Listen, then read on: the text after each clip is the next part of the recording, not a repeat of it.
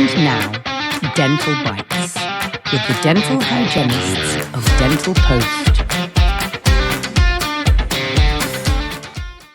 Yeah, we're here at Chicago Midwinter. I'm so excited to be here, despite the cold. Now, this is my first time at this conference. Okay. And this is what, your third? This is my third. Your This third is my time. third Okay. Midwinter. So, but, both of us are veterans of conferences. Yep. Now, when you go to a conference, do you plan things out? Do you do you look to see who's I going to have be a there? spreadsheet. I have a spreadsheet organized for all the booths that I want to visit. As I go throughout the year, I know that new products are being launched. Yeah. Chicago Midwinter is one of the best actually meetings. Many companies will launch a new product here. So there's a couple new products that I want to check out that have come out that I want to be able to touch and feel. And that's the thing that I love, Tina, the most about coming to actual conferences, because when you're here and you're on the floor, not only can you collect, samples, which is fun, so you can take that back to your op, but you get to kind of feel, different things on, maybe different hand instruments, right? Because there's nothing like feeling things. I want to feel the weight. Right? Feel the weight. How does it feel in my hand? All those kind of things. Or And if you it's can power driven, how loud is Right. it? Yeah, how much does it vibrate my hand, right? Because you can't tell any of that through a magazine ad or a webinar or whatever. And then the thing that I most love about conferences, though, is just networking. Yeah. I mean, there's nothing like feeling empowered in what we do than being able to connect with other people that are maybe doing things a little different than you. And you were like, oh, how do I do that? I want to do that. Or and bouncing things off, or just even commiserating with people to be like, oh, that happens to me too. And you're like, I'm not alone. Yes, Right? absolutely. Yeah. I really like what you said about getting samples, because depending upon what your role is in the dental team, sometimes you have to take those back and then share that knowledge and information with the rest of the team. Let's all try it out. How can we incorporate it into our office? Doing all that stuff. And then we can advance our skills, make it nicer for our patients. Absolutely. Increase our patient care. Yes, I love Hands it. down. And I want to encourage you, though, if you do come to a conference, I want to encourage you not to be what I call a trick-or-treater. So a trick-or-treater means you have grabbed a bag from somewhere, everybody has a bag, and you just walk around and you're just grabbing stuff. You're grabbing pens, you're grabbing lip balm, you're grabbing. No, but that's not trick-or-treating.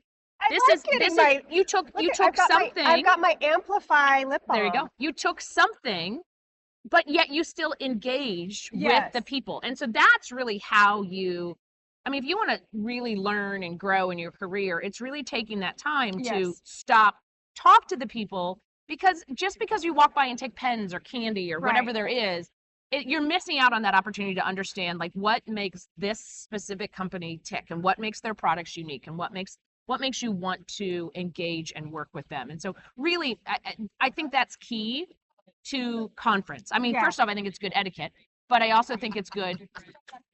It's also good to, to be able to just get more from the experience. Yeah, I know. I'm looking forward to it, because when we're done here, I'm going to go check out a booth down the way that has a lot of different types of manual toothbrushes. And I'm like, well, what makes your manual toothbrush different than these other companies? Yep. And I want to have that dialogue and find out. And when you feel, oh my gosh, if you haven't taken the time, feel the bristles. Feel the bristles.